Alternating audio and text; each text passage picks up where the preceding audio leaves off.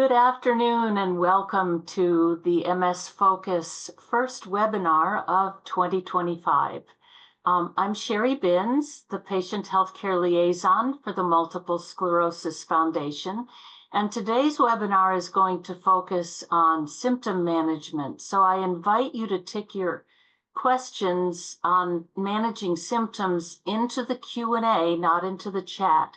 We're hoping to leave the chat free for anybody who's watching on Facebook Live so that our behind the scenes person, Bhavya, can put their questions into the chat. I would love to dedicate today's webinar to the memory of Richard Cohen, who died on Christmas Eve this past year. Richard had MS for more than 50 years prior to his death and was an executive at CBS News.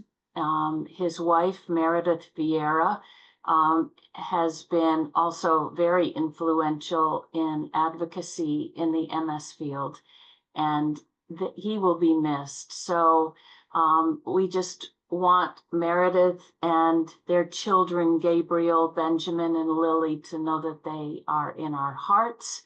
And we so appreciate the work that Richard particularly did in early clinical trials for MS. He's gone the gambit from the first clinical trials on interferons and right through stem cell therapies. Richard was 78 when he died, but he'd also had a couple of different cancers in the interim. So a cause of death was not given in his obituary, but we're very, very grateful for his being so vocal and setting the stage for the wonderful treatments that we have today. Speaking of clinical trials, the winter issue of the MS Focus magazine, which should be coming out within the next month or so, is focused on clinical trial participation. So if you have concerns or questions about that or don't really understand what's involved, keep your eyes open for that issue to come out. We have Kim asking, how can one manage stiffness in legs? I find that stiffness in legs is often a result of spasticity, and I experienced it for years before I even knew that that's what it was. And really, it comes right down to getting into a regular routine of stretching. I recommend that you don't try to do this on your own, that you meet with a physical therapist. They can better evaluate what your actual needs are. Stretching for one person may look very different than stretching for another person, and you want to be sure that you're stretching appropriately and not too vigorously, because literally you can damage muscles by overstretching them. So work with a physical therapist, work with that stretching, and also the physical therapist may be able to give you a bit of direction in some easy exercises that you might be able to do to prevent the stiffness from happening in the first place. Karen says, fatigue. Is there any evidence that current or upcoming DMTs diminish fatigue? Is there hope on the horizon? I can tell you, Karen, from experience that once I got on a DMT that was working for me, and for me that was my second disease-modifying therapy, which at the time was Rebif. Once the inflammation in my central nervous system got calmed down, it was almost like I started surfacing, like I was waking up. I had a little bit more energy. My brain was a little bit sharper. I was able to do simple things like maybe sit at the counter and cut up ingredients for a simple salad. Or I was able maybe to to put a topping on a couple of chicken breasts and pop them in the oven, rather than pulling something that was pre-prepared and full of preservatives and flavor enhancers and salt and extra sugar and things like that out of the freezer and cook it. Could be that it was a combination of the cleaner eating, the fewer preservatives and additives in the food, in combination with the higher dose of medication than what I had been on previously. But I think there's sort of a thing that plays into itself where you get the DMT on board. You're feeling maybe a little bit better over time with the DMT, and that allows you to move more, it allows you to do more, and those lifestyle changes then that come in kind of help with the fatigue. I know that just eliminating sugar made a world of difference in my fatigue levels, and they do worsen when I add sugar back in, as in around the holidays. It takes a full month, possibly 6 weeks, to really notice the difference of getting all sugar out of your system. But then, boy, I'll tell you, if it comes back in, you'll know for sure that that really is a trigger. As far as the DMTs that are on the horizon, Karen, they say there's a potential, and yet the clinical trials that are coming out are not really showing that the DMTs are lifting the fatigue any. Kate says, what can I do to improve neuropathic pain in hands? Oftentimes, heated gloves may help with some of the nerve pain in your hand. Even a warm paraffin bath can help with that. The same way that you'd treat arthritis to treat the pain in the hands. The little hand warmers that you get for use in the stadium when you're outdoors in the cold can often be of help with that. But really, the things that we've kind of been relying on at this point are things like gabapentin, also known as Neurontin, or some of the other medications in that class of meds. An anonymous attendee wants to know how to relieve the MS hug. They have it in upper abdomen. It makes it difficult to take a deep breath and breathe easier. It's been really bad at bedtime lately and can't get it to calm down. With the MS hug, there are a couple of things that I have found work for me. One of them is extra hydration. And I know before bed that may be something you want to avoid just to keep you from getting up multiple times at night. But if you can stay well hydrated during the day, the hug may not hit quite as fully.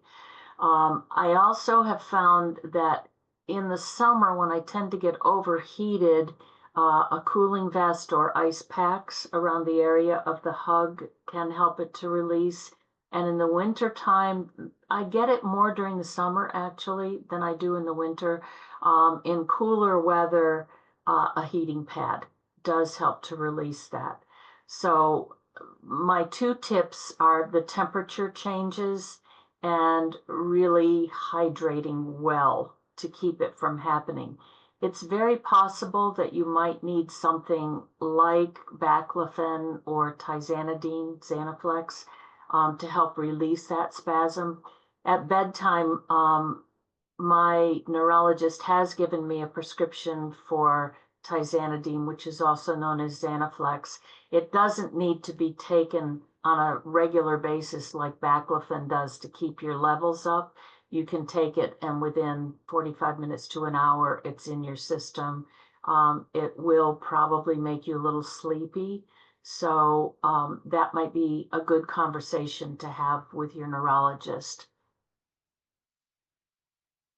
Gus says, how can you know if your symptom or symptoms are due to getting older or due to MS? Great question, Gus. We really start, anybody without MS is really starting generally to feel some symptoms of aging by the time they're in their mid-50s or early 60s. And those include things like increased fatigue, less ability maybe to do endurance things like longer walks or runs or climbing flights of stairs. So it takes you longer to recover from something like that, and you maybe get tired sooner. Visual changes may be related to age. By the time we're in our 50s or early 60s, many of us are actually developing cataracts. It's also the time of life when, if we have a propensity towards glaucoma, that may begin to show up in the form of increased interocular or eye pressures. So you do want to be seeing an ophthalmologist once a year if you have MS. If you don't have MS, an optometrist can do the same tests, but generally especially if you've had any problems visually before with optic neuritis or anything like that, you want to be seeing an ophthalmologist, not necessarily a neuro-ophthalmologist, at least once a year. Thanks for that question, Gus. Kim is asking your insight on stem cell therapies for MS. Stem cell therapies tend to be very effective for a specific group of people, and that group of people are those that have a more aggressive form of MS right out of the gate. Generally, the stem cell therapy is done prior to the age of 35 or 40. In that group of people, it tends to be extremely effective.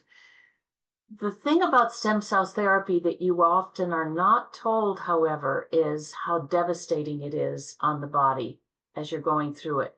They have to wipe out your immune system, which means you get high-dose chemotherapy for several days in a row over the course of generally a week, week and a half. You feel awful, generally throwing up, even though you're getting pretty high grade medication for nausea as you would with chemotherapy. And that doesn't go away for a week or two. You may have sores in any mucosal area of the body, including intimate mucosa. So those can be extremely raw and painful. When you start rebuilding your immune system, you're going to be at least 6 to 8 weeks minimum feeling totally wrung out and drained. But if you can get through that period of wiping out your immune system and then the couple of months following, you're likely to start feeling better within 4 to 6 months and seeing good results for about 5 years. Many insurance companies do not cover the cost of this, and it is no longer covered by clinical trials, which most people that have had stem cell therapy so far have had clinical trials cover the cost of it. It's $500,000 to $1 million to have the process done. So in some people, it can be very, very effective. So I hope that answers your question, Kim. Mary, what are some ways to relieve severe neuropathy pain? For me, it's white hot burning pain in my thorax and toes, but mainly thorax, and it hits me when I'm moving my body, housework, bending, cooking, laundry, cleaning, etc.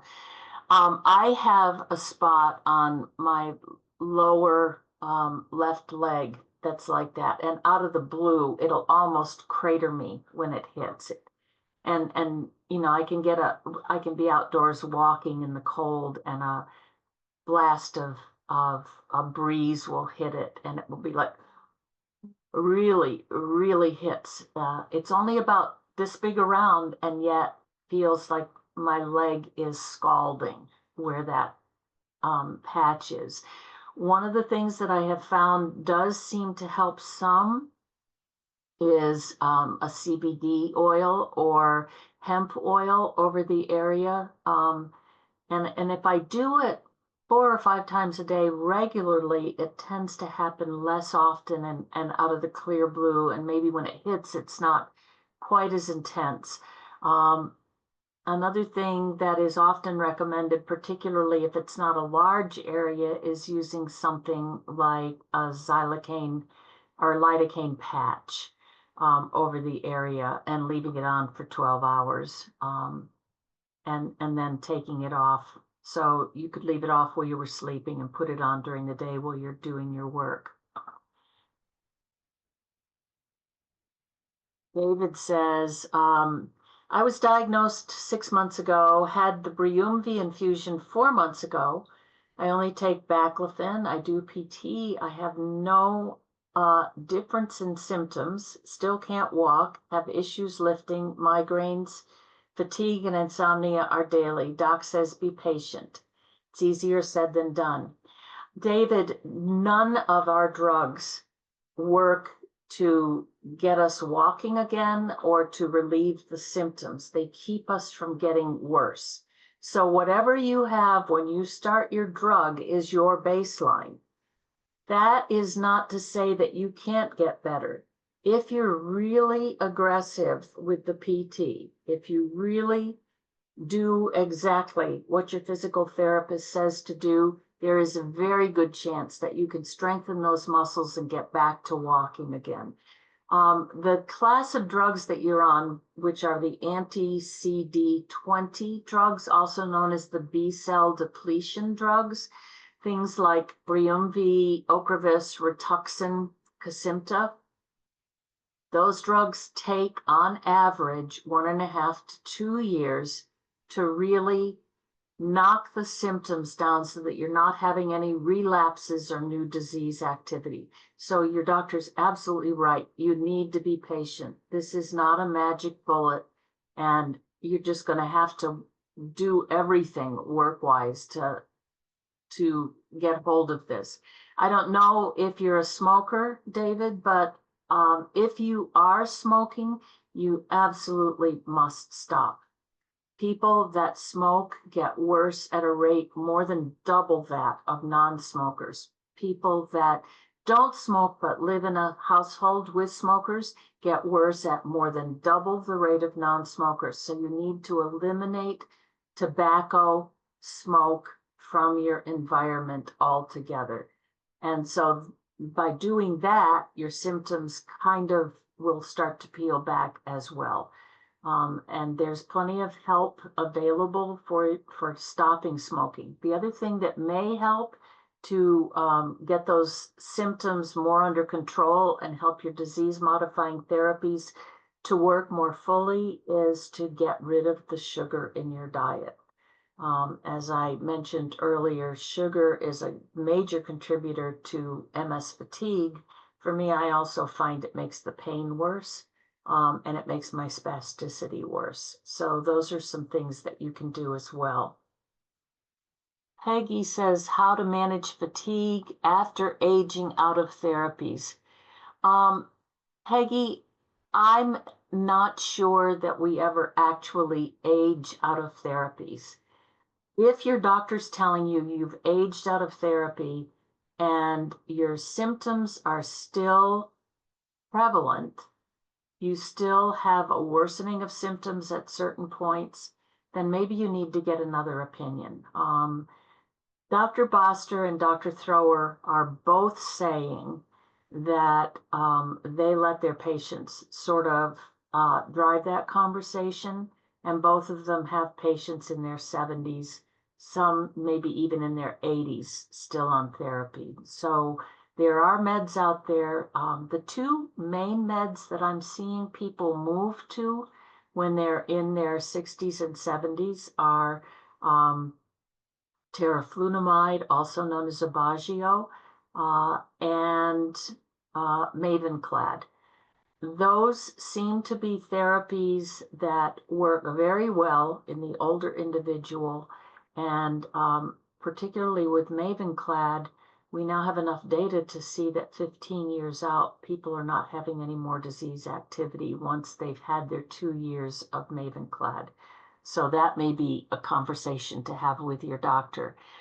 As far as fatigue after aging out, we've already addressed the fatigue issue. The answer is no different with age, with fatigue when you've gone off of medicines due to age. But again, I would ask that you revisit that aging conversation with your doctor or get an appointment with another neurologist that is open to hearing that potentially you maybe need to be on something else.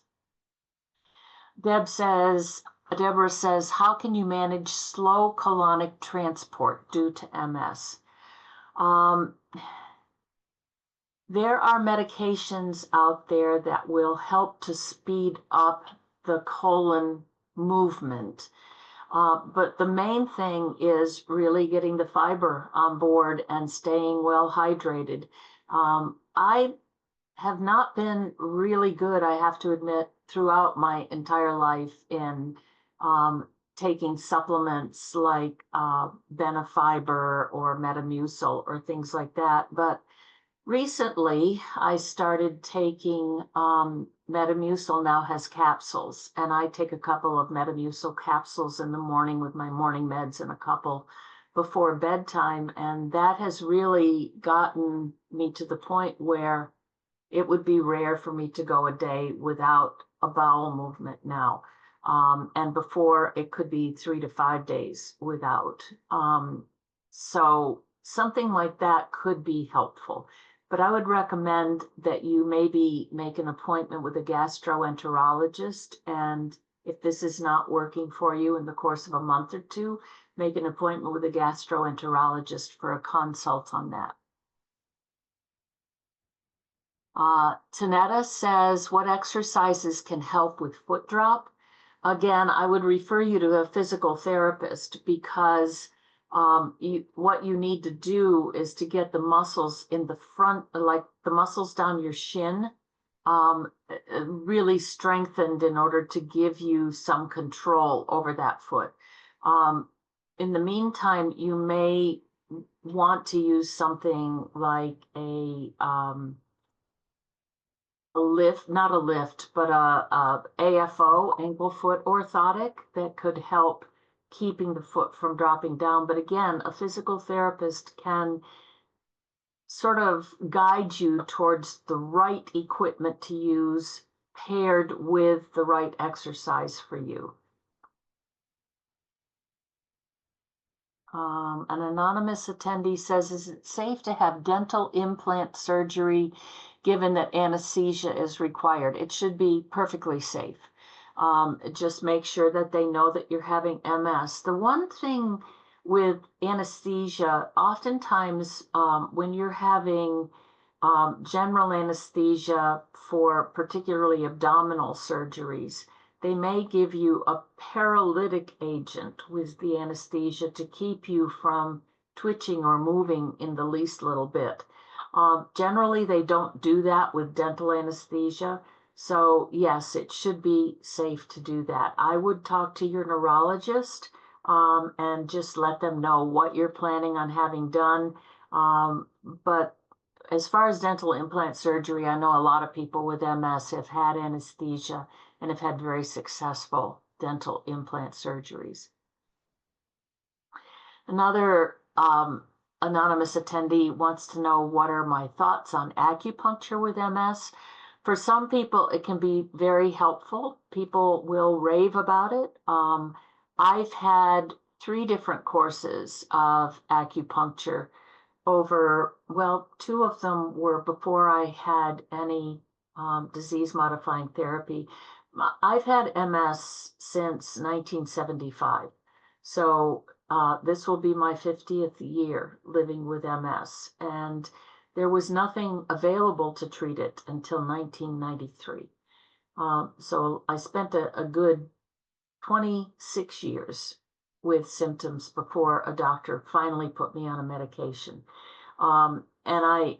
So my first 2 courses of acupuncture, and they're usually like 8-week courses, were not helpful at all. In fact, I felt like I was worse after them than before.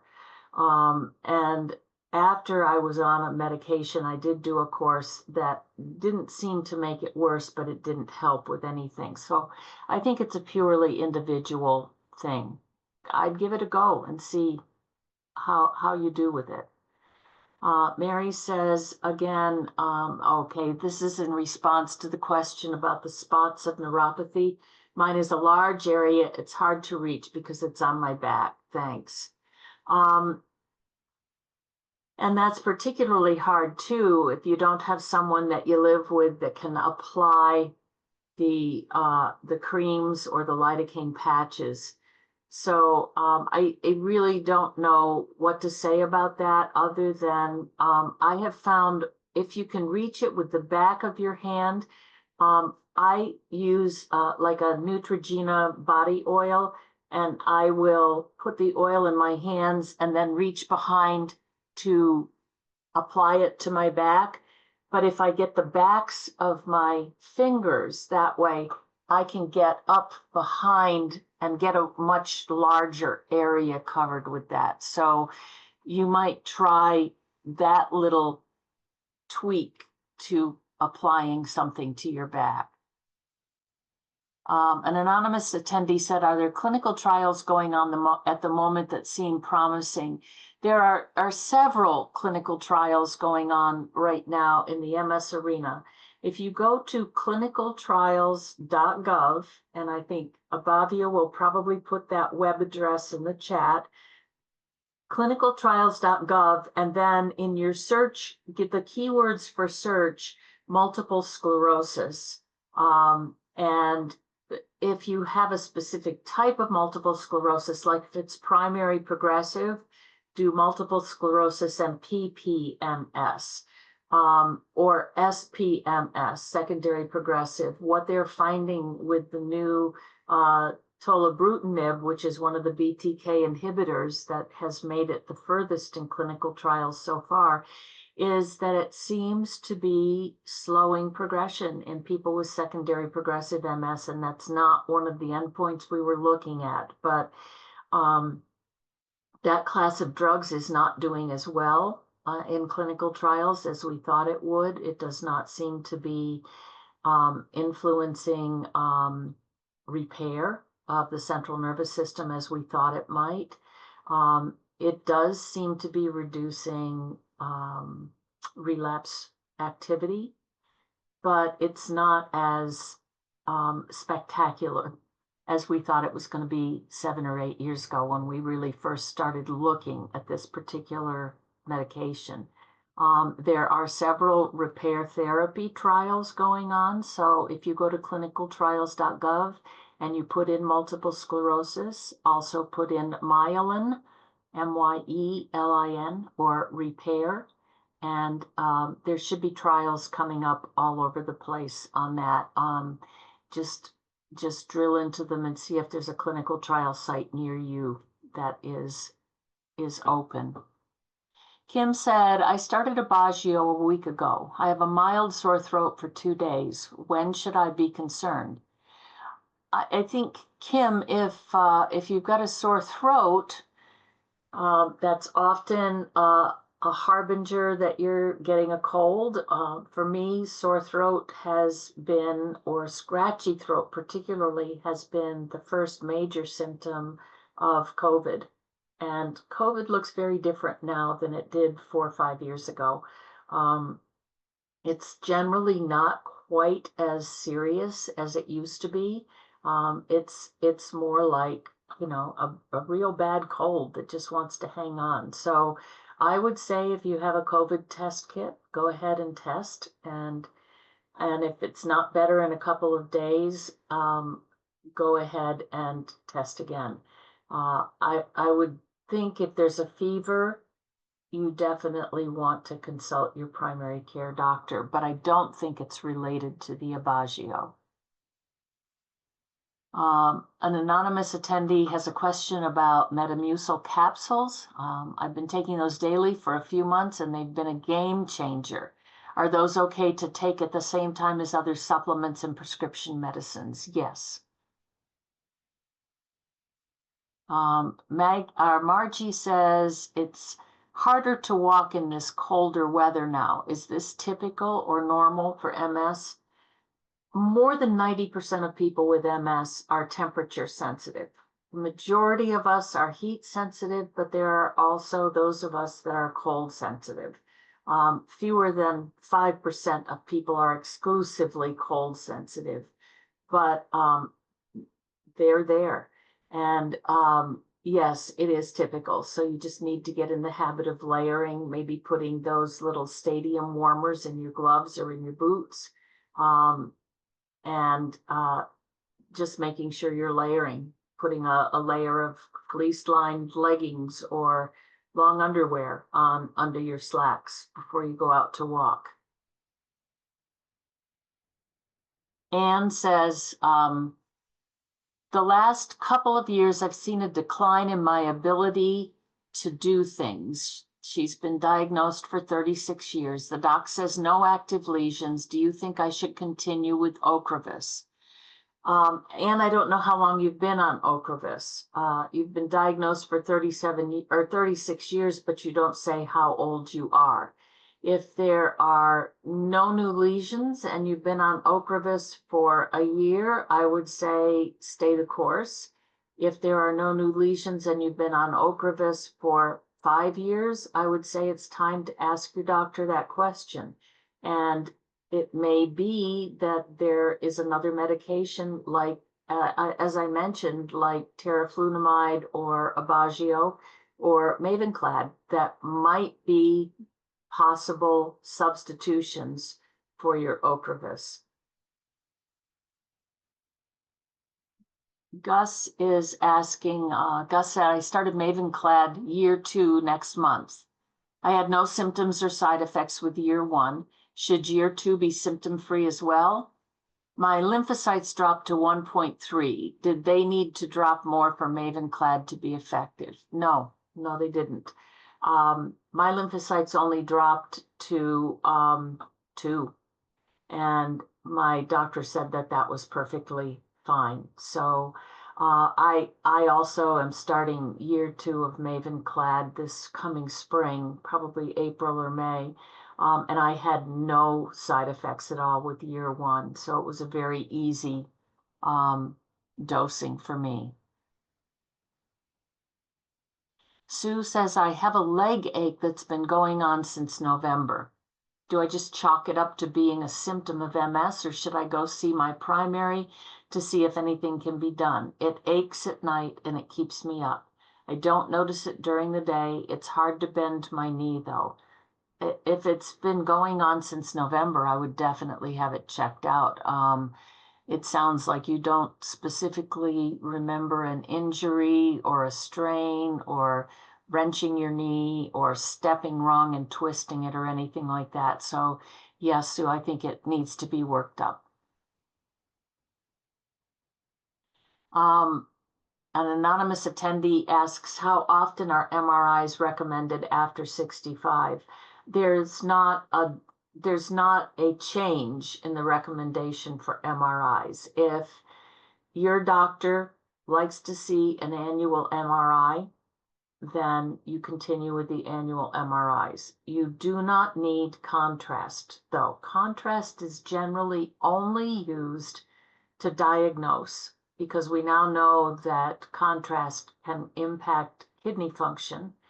And so we're using it for diagnostic purposes for our brain, C-spine, and thoracic spine. Now, one person that I talked to recently did those 3 separately because they didn't feel like they could stay in the MRI machine as long, and they did them back to back 3 days apart, so they got the contrast 3 days in a row. That is not recommended. You should do all 3 at the same time. They actually will take less than half the time that doing all 3 separately take. So, and you don't need to repeat the contrast with that. If there are any new things going on after the age of 65 that they're seeing on the MRI, and they could be, particularly if you've gone off your disease-modifying therapy, then they might consider putting you back on something. So I would say if you're stopping a disease-modifying therapy because of your age, you've been stable for at least 5 years, and you and your doctor have had that conversation and you've decided to go off your therapy, you should be having an MRI twice in that first year off, at 6 months after stopping and again 6 months later, and then you can be having them every year. 5 years after going off of your disease-modifying therapy, if there are still no changes, your doctor may opt to do them every other year. Anne says, I'm 67 and I was diagnosed and diagnosed for 34 years. I always have contrast. Should I talk to my neurologist? Yes, and contrast should not be used for routine MRIs, particularly if there is no change in medication and there are no relapse symptoms. Relapse being new or worsening symptoms that come on suddenly and last for longer than 24 hours in the absence of an infection. So a urinary tract infection, a cold, the flu, COVID, even a wound that doesn't want to heal, all can cause a worsening of your MS symptoms. So norovirus, which is running rampant across the United States right now, can also show a worsening of symptoms. So no contrast at this point for any of your MRIs.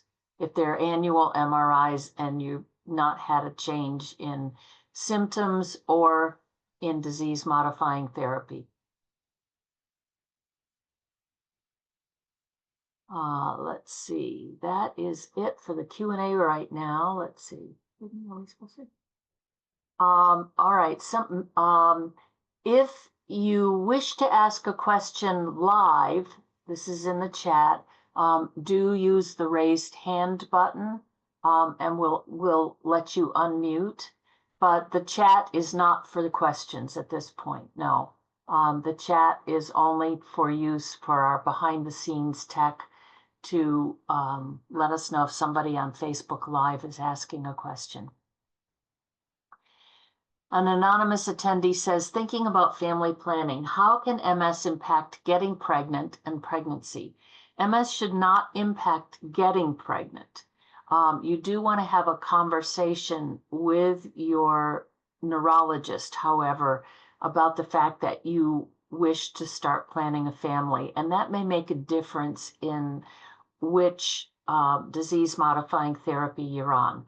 The first-line therapies, the older therapies that are injectable, are fine to be on during not only family planning and pregnancy, but also through pregnancy and through breastfeeding and follow-up.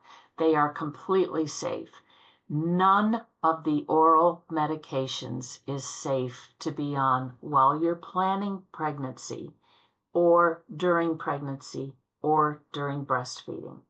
We now know that Tysabri and the B-cell therapy drugs such as Briumvi, Kesimpta, Ocrevus should be safe.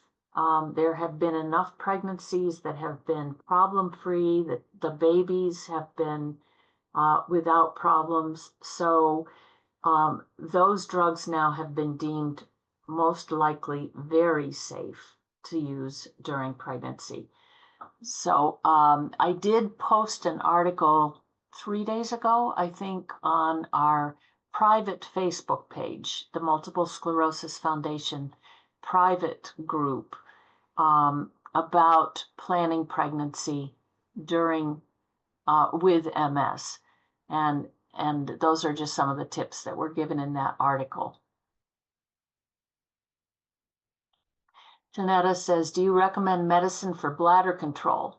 Although I know it's counterproductive to manage my trips to the bathroom, I limit my liquid consumed. It's very counterproductive.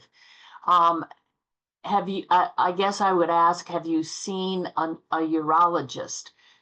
If you're having bladder control issues, a urologist can make that determination as to whether or not your bladder control is because you're having bladder spasms or because you have an overactive bladder, or because you're not emptying fully and you're leaking.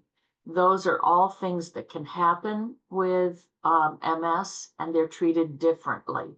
So with different medications. So I would definitely look at an appointment with a urologist, not your primary care doctor, because they need to do tests that your primary care doctor cannot do.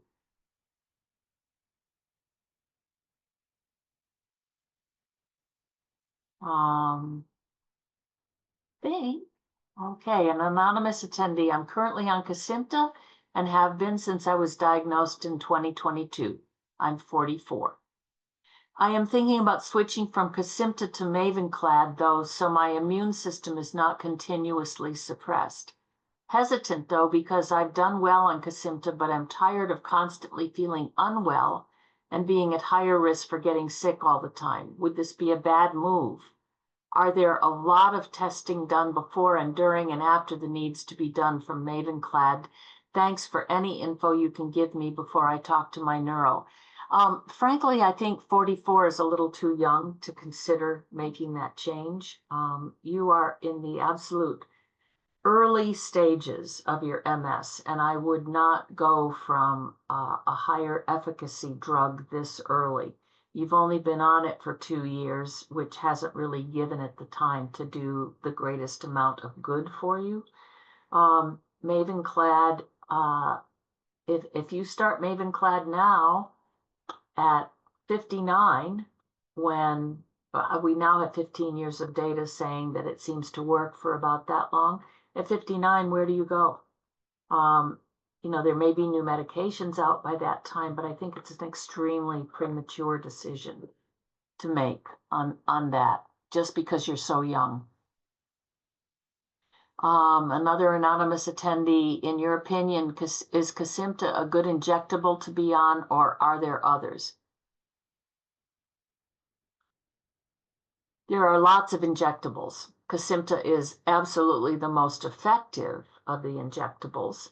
And the reason it's so effective is because it does target B cells that are known now to be a factor in the inflammation that causes relapses and causes damage in the central nervous system.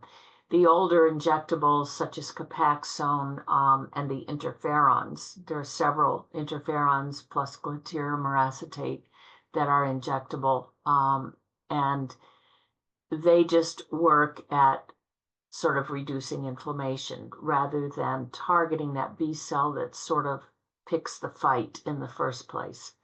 So yes, it is a good medication. An anonymous attendee says, I'm on Zeposia. I'm 65. I asked my neurologist about switching, and he recommended to stay the course on this drug. I'm relatively stable, and I don't want to push the issue. I would say Zeposia is a mid-range effective drug. And I would say if your neurologist is recommending you stay the course, that you stay the course. There's no contraindication to staying on that medicine. So if you're doing fine on it, I would stay on it and not really address that at this point. An anonymous attendee says, does it ever get easier? I was diagnosed in July. I'm 34 and I'm on Briumvi. I mentioned this earlier with another individual who was on Briumvi and had recently been diagnosed. It's going to take 2 years before you see it getting easier. And again, the medicines do not make things better per se. They keep us from getting worse. And if you're not on the medication, the chances are things will get worse. Very, very strong chance. It is unusual for somebody like myself who's had MS for nearly 50 years to go on medicine after nearly 30 years with symptoms and get better. I did, but I also combined it with exercise and with dietary changes, a lot of lifestyle changes, and getting on to a different medication every few years until I found something that was really effective for me. And ultimately, it was a drug that wasn't available to me when I first went on medicine. Briumvi is a good drug. I would stay the course with it. Let's see. Sally says, my biggest problem is a painful right hip. With therapeutic massage, it was healed until about a year ago with severe stress at work. Nothing's helping much lately. I limp. PT said it's probably there since birth. No. Is it orthopedic or is it MS? I have had since 1993 chronic left hip pain. And it's the bursa. It's the outside of the pain where the ball and socket are. It's the outside of the hip. I did go to see an orthopedist about it, and they said that even though there was some arthritis in my hip, they don't see outside of hip pain related to needing a hip replacement. If there's a potential that you need a hip replacement, the pain would be in your groin on that side, not the outside of the hip. The outside of the hip pain is almost always due to a gait disturbance, and it can be taken care of with physical therapy, with massage therapy. Myofascial release massage can be very painful, but that's what my massage therapist does when my hip really flares. I also find that if that happens, I go and see my physical therapist and they do some ultrasound, often with some steroid gel with the ultrasound, and that will get it calmed down a lot more quickly. Cupping sometimes will help with a physical therapist as well. So I recommend that you readdress the issue with a physical therapist because it almost certainly is gait related. And no, it hasn't been there since birth. I don't think it's orthopedic. I think it's a gait issue, probably related to your MS. An anonymous attendee, your thoughts on GLP-1 meds and MS? I'm currently on Mounjaro for my diabetes and have heard that there may be some neuroprotective properties with it as well. Curious if you've heard anything promising in the world of MS and GLP-1s. Thanks. Thank you for that question. This is something that only in the last 6 months or so are we beginning to hear. Since the GLP-1 medicines like Ozempic, Mounjaro, have been taken out of the diabetic treatment arena and added to the weight loss treatment arena, they're seeing that this group of drugs seems to have an anti-inflammatory capacity and impact on all sorts of conditions. The fact that they are more than $1,000 a month is making them probably not going to be a first-line therapy. Just, I would say, be really grateful that because of a comorbidity, another condition that you have access to it. And it probably, if this is the case, your MS may be doing better now that you're on that drug than it would be if you weren't. Whether it will ultimately become a tool in our MS treatment arena is yet to be seen. But yes, it is definitely being studied right now. Linda says, I've been on Avonex since 1999. Kaiser is recommending Rituxan or nothing. Why should I switch or be on nothing if I am pretty much the same, just older? If you've been on Avonex since 1999, and you're not yet 55 or 60, then Rituxan may help, but I can't see why, other than it being a potential cost-saving measure. You're getting a couple of doses of Rituxan a year at about $36,000 a dose, paid for by Medicare or the insurance company. So that's $72,000 a year. Your Avonex is now retailing for about $9,000 a month. So it could be Rituxan's a little bit cheaper where that's concerned. But they're night and day differences in medications. Avonex is keeping the inflammation at bay, but Rituxan is also addressing that B cell that picks fights, that gets your immune system activated. So they work in very, very different ways. The one thing with Rituxan is that you're going to want to keep up, you're going to want to get all of your immunizations before you start your Rituxan, because once you're on Rituxan, you're not responding as vigorously to immunizations that you may need. So if it's age appropriate, I'd get your pneumonia vaccine and your shingles vaccine, and then certainly keep up with your flu and your COVID vaccines. And if you've not had a tetanus shot in the last 5 to 10 years, I would get that before starting the Rituxan as well, if that's what you're going to be doing. Okay, Linda says I'm 63.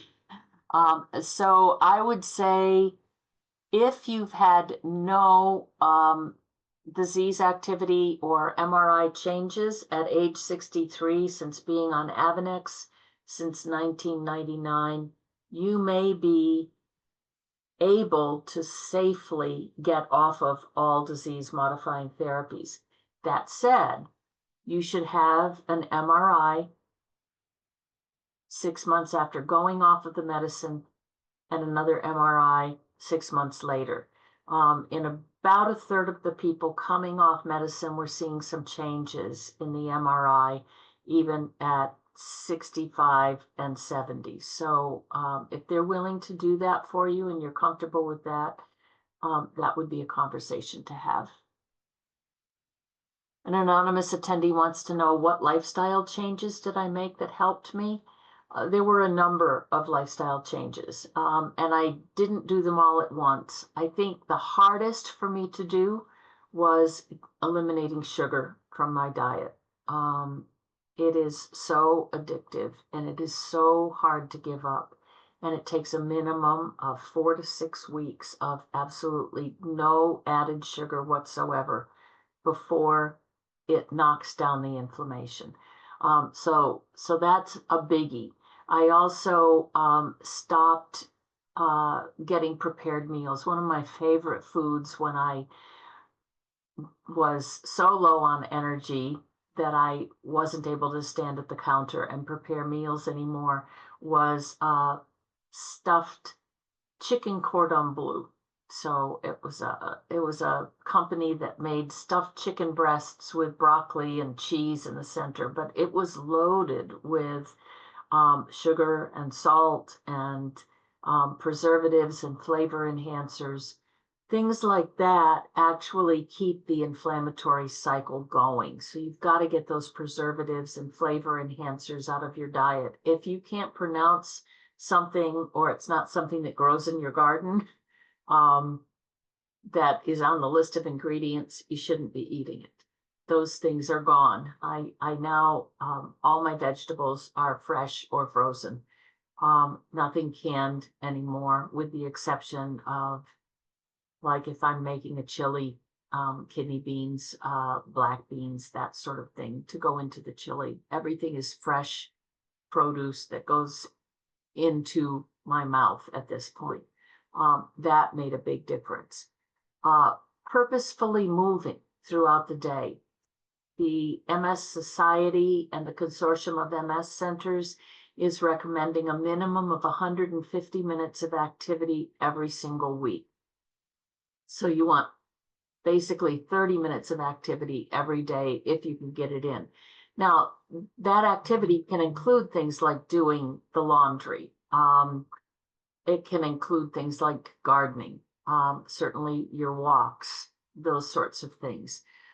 If you're in a wheelchair and can't get that level of activity, then things like using hand weights or soup cans to get some extra exercise and to keep your upper body strong. Doing ankle swirls when you're just sitting. I still pay bills by check the old-fashioned way. So when I'm on bill paying day, I make it a point to get up from my desk between writing checks, sealing the envelope, walk it to the mailbox, and then come back. Those sorts of purposeful things get you moving more readily. We've got time for just a couple more questions. I've got 2 in the Q&A right now. An anonymous attendee says, I've had MS since 1990. When I was first diagnosed, my neurologist recommended to just live my life. No drugs at that time. At what point was exercise and lifestyle changes become so important? Now my neuro says keep moving and attributes that to my current state of relative stability. Thank you. Exercise and lifestyle changes have always been important. We didn't really recognize that importance until probably the early 2000s.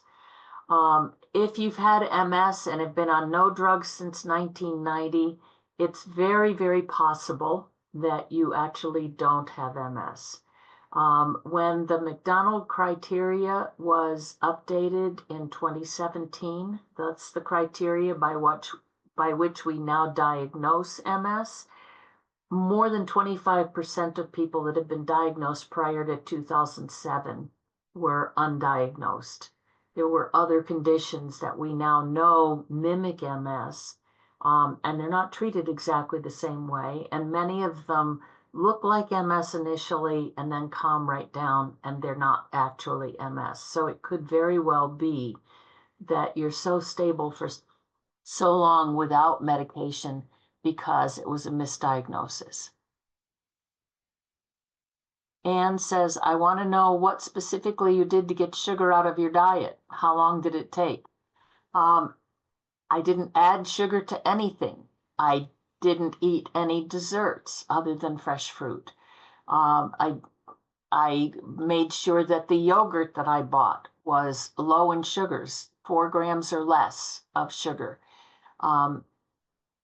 Just basically cut sugar out of everything that I ate.